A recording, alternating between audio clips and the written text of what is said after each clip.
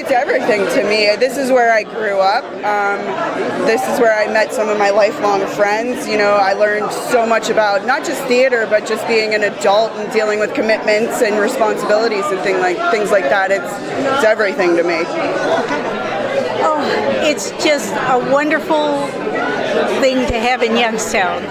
It's a wonderful place for opportunity for young aspiring actors and actresses. And I think we should be proud to have it here in Youngstown. I really do. Okay.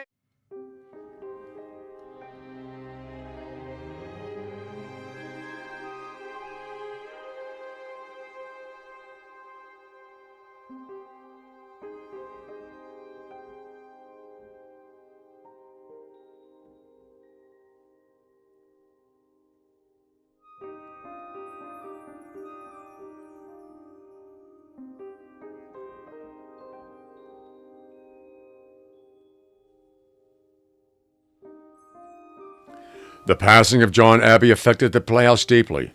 Not only was he a renowned actor at the theater, having played many memorable roles on stage, but he was also one of the best ambassadors that the Youngstown Playhouse ever had.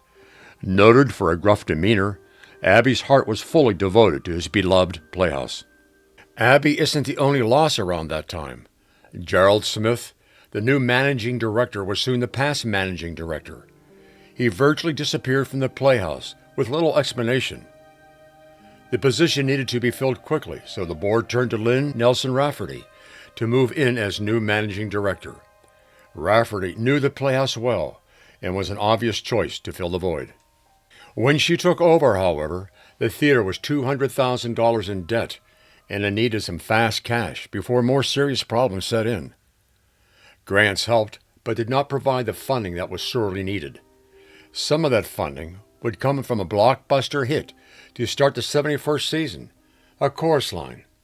Last staged at the Playhouse in 1986, this version was bolstered by strong talent. Directed by David Gendry, names like Paul Ryan Byrne, Michael Cavalier, Tim Falter, Jane Hill, and Gina Mascarella lit up the Playhouse stage at each performance. Meanwhile, the Playhouse Youth Theater was doing their part. Increased activity from the youth theater saw 250 young people take part in productions, with more than 300 students in theater-related classes. The youth theater was bringing theater to more than 40,000 children and adults in the area. But Youngstown was still on a downhill slide. Unemployment was increasing and downtown Youngstown was becoming a virtual ghost town. The only good economic news at that time was the construction of the new maximum security prison on Youngstown's east side. In an effort to stimulate ticket sales, Rafferty entered into a collaboration with Maureen Collins, Todd Hancock, and Easy Street Productions. Collins and Hancock would serve as music directors and artistic directors for the 3 major musicals that season. During that summer, however, with responsibilities increasing for Rafferty, the decision was made to hire a permanent artistic director by the name of David Vosburgh, who had recently guest directed Rehearsal for Murder. Vosburgh's hiring somewhat complicated the arrangement made with Easy Street Productions. Although still on board, Easy Street's input was viewed as somewhat more limited. Despite any limitations, however, season 72 started on a strong note, with Easy Street serving up a strong production of the popular musical The Music Man. The 3-weekend run played to solid audiences. Easy Street would follow that with another crowd pleaser, Annie, again playing to sell out crowds. Sandwiched in between these blockbusters would be the start of a popular annual fundraiser, Arts Alive. Usually staged at the Butler Institute for American Art, Arts Alive gave life to famous paintings by having actors recreate famous artwork. Youngstown, however, could not mirror the successes at the Playhouse. Crime in the city was higher than ever, along with a crushing poverty level. Jobs were continuing to decline over the entire area. All of this was taking its toll on Playhouse ticket sales. But as smoothly as Easy Street moved into the Playhouse, they seemed to exit just as quickly by the summer of 1996. Little was actually known for their exit, although rumors of disagreement between Easy Street and the Playhouse have been blamed. Rafferty had high praises for Easy Street and credited them for pulling the Playhouse out of their huge debt. I actually had a season here that I was kind of, at least I was in charge of that. Again, I don't think they wanted to give me a title, I think they were afraid of that, but yeah, for a season, Easy Street and the Playhouse did a season together, and we brought back some of our that's that picture back there of Music Man. We brought back some of the, what we thought would be big hits for them, and they all were. We did Music Man. We opened with Music Man. I think it sold out for 3 weeks. We did Annie. Followed that, we added a week, so that sold out for 4 weeks. Then we did our Miracle on Easy Street on stage, and that sold out for 2 weeks. So we had like 7, 8 weeks in a row that just, it was full. And then we did a little show that no one had really heard of back then. I mean, 30 years ago was Into the Woods. It was new. It was like just in release, so we did that with a wonderful cast. Easy Street put the Playhouse back on firm ground during their time there. Records indicate that Easy Street sold out 30 consecutive performances during the first 4 months of the season. That includes the balcony, making for a capacity of 624 seats. With the balcony no longer in use, Easy Street still unofficially holds the sellout record at the Playhouse. As the season ended, however, and the warm months of summer weakened for fall, another Playhouse legend would pass into history. Phoebe Mae Woodward Alexander passed away on August 29, 1996. Alexander had become one of the pillars of the Playhouse over her many years at the theater. Her contributions to the theater were many, as she also found time to appear professionally with the Kenley Players and in films and commercials. Despite the loss of Alexander, the Playhouse seemed to be enjoying a boom at the box office, with very successful productions of Fiddler on the Roof, Hello Dolly, South Pacific, and Greater Tuna. Some semblance of the old days seemed to be returning. But prosperity in Youngstown was customarily short-lived. Delphi Packard closed their Cortland plant, thus adding to the unemployment woes of an already sinking city. As season 74 began in September of 1997, a new threat was being voiced by supposed experts. Y2K was approaching. With the arrival of the year 2000, dire predictions were flooding the airwaves that all computers would crash with the beginning of the new century. David Vosburgh now moved into the position of managing director, replacing Lynn Nelson Rafferty following her resignation. Vosburgh kept the Playhouse busy. There was very little downtime, with productions happening somewhere in the building on a regular basis. New faces appeared on the Playhouse stage, and ticket sales seemed to be gaining momentum. With Y2K getting closer, no one was quite sure what to expect. As January 2000 came to the Youngstown Playhouse, the last night of Ballyhoo would be the first show of the new decade. But what was even better was the fact that Y2K never took place, anywhere. Years of media panic fizzled in the early morning hours of the new century. What didn't fizzle was the show on stage at the Playhouse, which served as the area premiere for Molly Galano, soon to become a rising Playhouse star. I'm here tonight because it means everything to me. This building was where I came. My dear friend Bentley Lenhoff every night would wait with me right at these doors until my father picked me up. He worked at the Empire Club, which was at the corner of Glenwood, and he would work till 11:30, and God love, Bentley would sit here and just talk to me about all his great stories, and I continue to come back here. It really gave me the love of theater that I have today. I grew up here a lot, actually. This was an oasis for me when I was a kid, and now it's something that I will contribute to every single day of my life. I'll do anything I can to make sure that it keeps going for another 100 years. With the new decade, however, changes would continue at the Playhouse. David Vosburgh would leave the theater for unknown reasons. The public story was that he was leaving to go back on tour in a production of Parade. But as usual, other stories swirled around his departure. He would be replaced by Robert Vargo, who had built a substantial reputation at both the Playhouse and Woodrow Wilson High School. Vargo's stipulations for the job were simple. He would be paid $1 a year, which included the directing of 2 shows. If he had to direct more than that, he would be paid for them. He would also select all of the productions to be produced. From all accounts, the board voted their approval. Before Vargo took the reins at the Playhouse, however, the board of directors made a very tenuous decision. The theater was in dire need of money to pay bills. To gain access to the needed capital, they mortgaged the Playhouse to the tune of $300,000. It seemed like a good move at the time, but time had a different idea as the years passed. Vargo would initiate the Summer Sun series of musicals, which began in the summer of 2000. As the summer moved into fall, Damn Yankees would open the 77th season in 2000, with Michael J. Moritz Jr. doing his first Playhouse show as musical director. By this time, Vargo had trimmed the size of the Playhouse board from the high 30s to just 12, making for a much more manageable governing body and one that could raise needed finances. As January 2001 enveloped Youngstown, many things were happening at the Playhouse. Congressman James A. Trafficant Jr. secured funding of $2 million toward revitalizing the Playhouse Lane Theater. As Laughter on the 23rd Floor hit the stage that month, it would see the Playhouse premiere of David L. Hatton in his first Playhouse stage role. But Trafficant's effort couldn't derail the inevitable. The mortgaging of the theater now became a crisis. The Playhouse fell behind in the payments to the amount of $250,000. The bank was now screaming for their money, and Vargo's best efforts to stall them were not enough. All was not lost, however, as the city of Youngstown agreed to loan the theater the necessary capital so they could make the payment, and also agreed to lower the amount owed to $100,000. The Playhouse would now own the building once again, free and clear.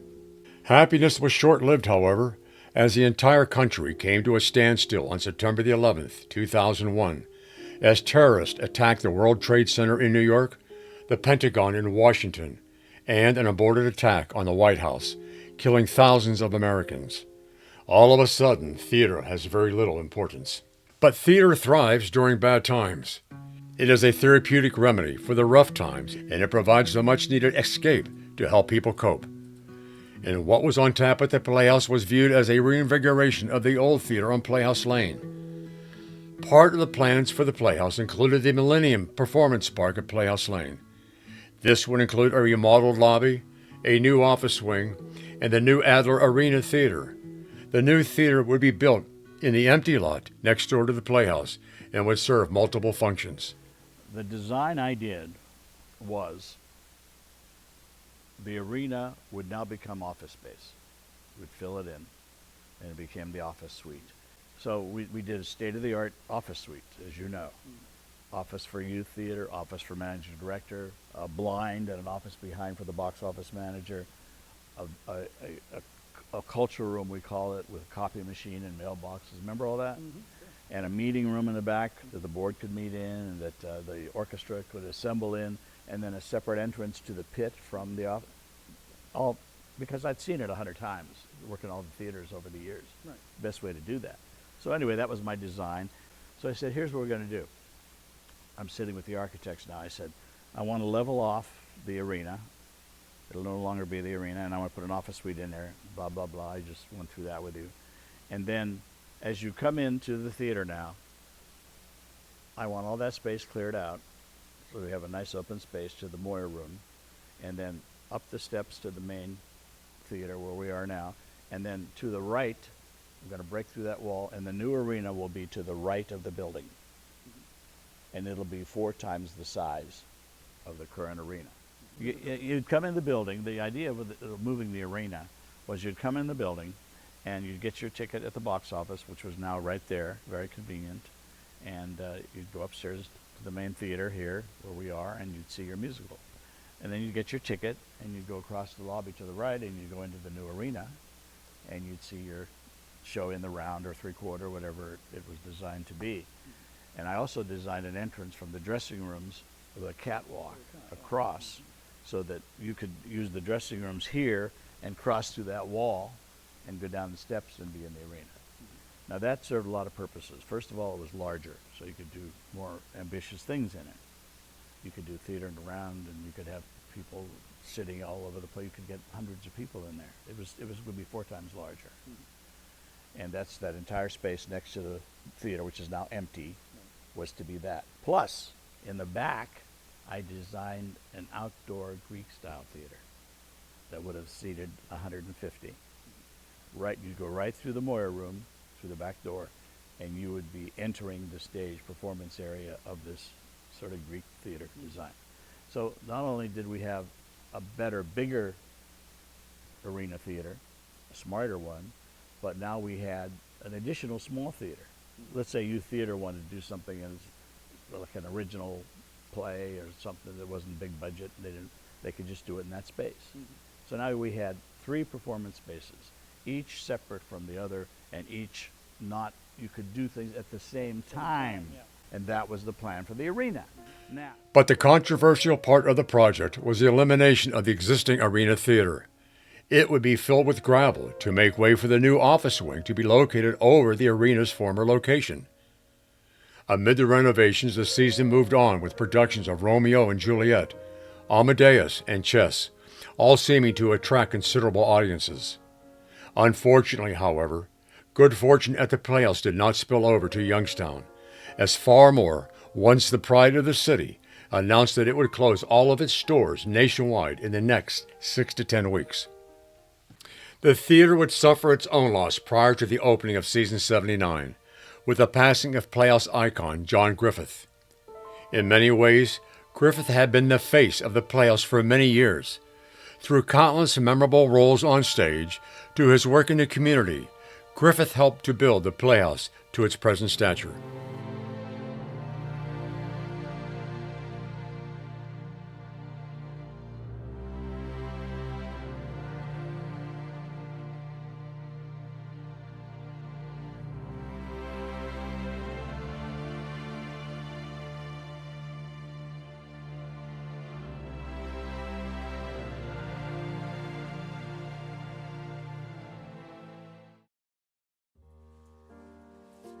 With renovations continuing, the often heard phrase which frequently rang out at the Youngstown Playhouse was America's oldest ongoing community theater.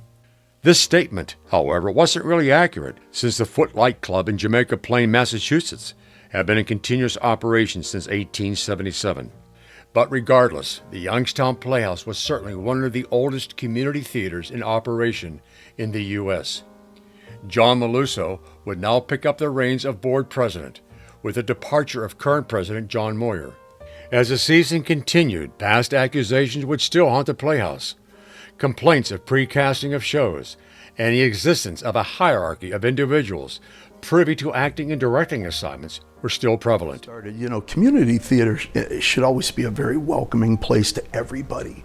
And I think everybody should be given opportunities. And there was a period of time, and it was really disconcerting to me. I just really not happy about it. There was a period of time when it was like a stock theater, it was cliquish. The people here would cast their own friends, they would cast themselves, and it was like, oh, come on, that's not what this is all about. And one of the things I'm really proud of my brother for, and Bernie Appleese before him, is they're really interested in getting new blood in here. They're going to the university, they're going out into the community, they're doing a lot of advertising, and they're getting directors in here who are open to casting these people. It's terrific. A new rumor would join the old ones. The news that the Playhouse was considering a move to the Old State Theater in downtown Youngstown, relegating the current theater to a storage facility. Plans for such a move were very short-lived, however, with the State Theater being in such poor condition that any renovation of it would be prohibitive. Idora Park would be celebrated by the Playhouse with a production of an original show, Idora Forever. Interest was always high in Youngstown for anything pertaining to the legendary amusement park, but Idora Forever would get the wrong kind of attention. During early rehearsals for the show, Robert Vargo would abruptly resign as the managing director of the Playhouse, signing conflicts with the board. Although the show would still go on, the Playhouse would now install a new managing director in the person of Michael J. Moritz Jr. Reportedly, Vargo's contract was up with Idora Forever, but he offered to stay an additional year for the same $1 per year, as long as the board spent the year raising money. The board refused. With Vargo's departure, things soured quickly at the theater. the board assumed more and more control over all aspects of the theater, igniting problems with the new managing director and actors at the theater. An internal power struggle was raging within the board itself. Cuts were made to the quality of productions, and a wholesale trashing of valuable costumes created conflict in every area of the theater. To make things worse, Moritz and Playhouse president John Maluso seldom saw eye to eye on any issue. With relations straining to the breaking point between the two, Moritz would resign as managing director. With no replacement being named, it was now management by committee. The Playhouse staff had now shrunk to 2 people, and the promised new arena theater had not even broken ground. And the yearly Arthur Awards were discontinued, adding to the dark cloud over the theater. The situation was more dire than it had ever been in its history. They teetered on the brink of closing their doors. According to reports, ample money still remained at Vargo's departure to finish all construction that still needed to be done. The money, however, $600,000, swiftly disappeared. Some say it was used to pay Playhouse bills, while others speculated that it was spirited out of the account to an unknown location. In an attempt to right the ship, an invitation was extended to former executive director Bentley Lenhoff to attend the next board meeting to see if anything could be done to save the faltering theater. What ensued would only throw gasoline on an already smoldering fire.